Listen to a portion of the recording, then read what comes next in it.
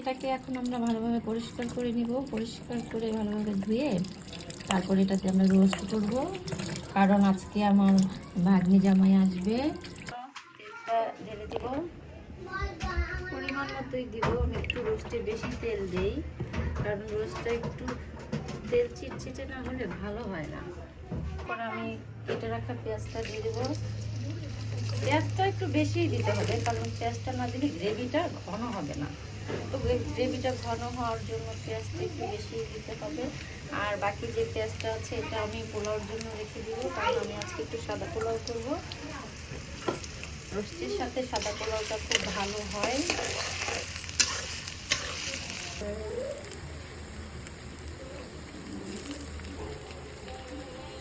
তারপরে আমি একটু পানি দিয়ে দেবো।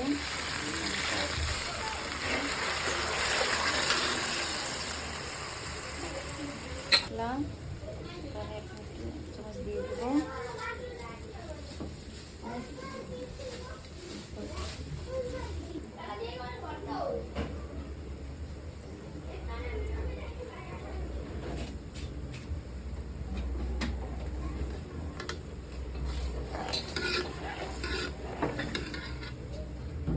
কাঁচামরিচ দিয়ে দেবো।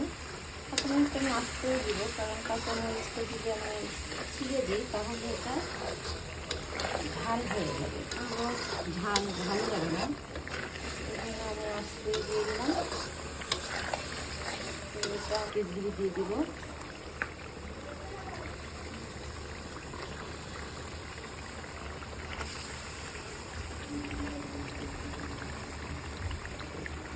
আমার বাচ্চারা জিরা কলিজা খেতে পছন্দ করে, বিরিয়ানির সাথে দিয়ে দিলাম।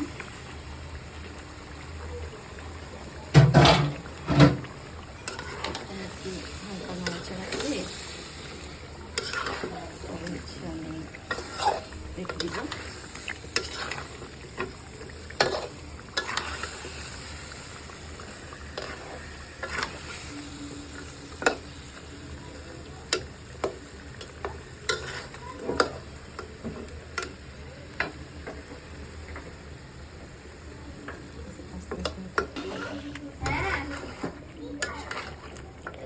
এই যে এখন আমি একটু নেড়ে ছেড়ে দেবো।